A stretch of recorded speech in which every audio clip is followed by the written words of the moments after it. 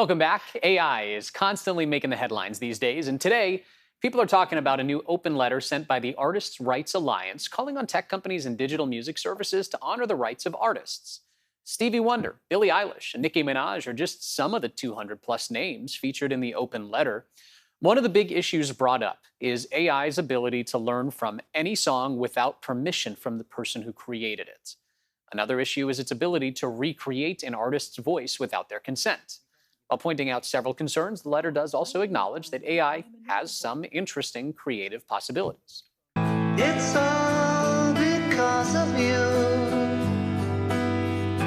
And if I make it through, so One of the less controversial uses of AI in recent months is this Beatles song titled Now and Then.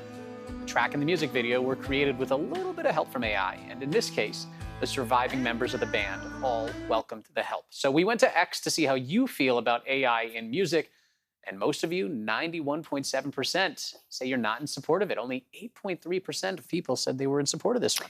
Well, I think it comes down to that one word that you used, and it's consent. Yeah. So if you're an artist and you want to make sure that you're getting paid for your work, you need to make sure that AI is either being used in your favor, it's not being used against you, it's not cheating you out of something that, is your livelihood.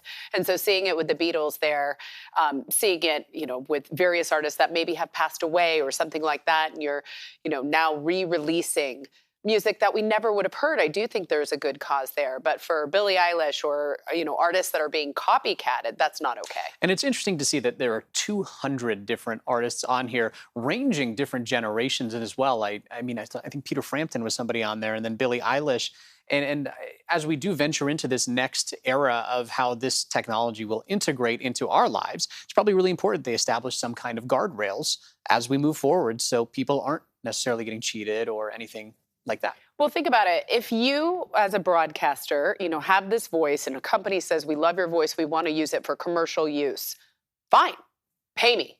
Yeah. You could use my voice. Actually, do the work for me. I don't even need to go in and voice the track for you, but send me a check if you like my voice that much. Exactly. And I think that's what it comes down to.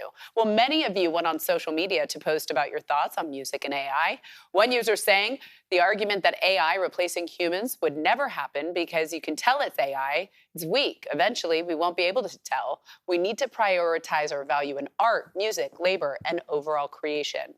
Another user, slightly disagreeing, they posted AI music isn't going to be a threat to most artists, but I can see it easily becoming a problem for video game music, movie music, and others. It could also become a problem for scenes like the club, but that's far into the future.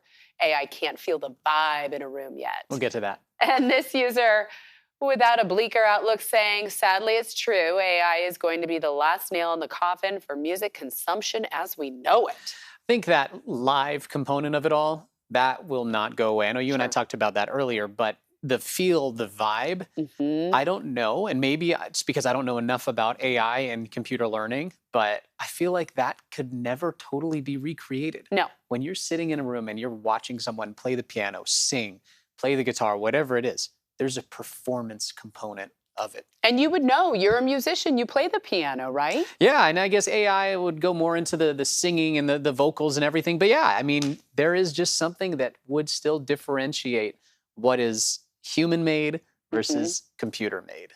I think so, at least. Well, and we're just scratching the surface. I mean, I know that music has used computer technology for decades, really, but when it comes to AI, you have that executive order from Gavin Newsom, and he said, let's just slow the brakes a little bit while we do a little bit more research on how this can help us and not hurt us. Absolutely, and there's so much that I think most of us don't even understand.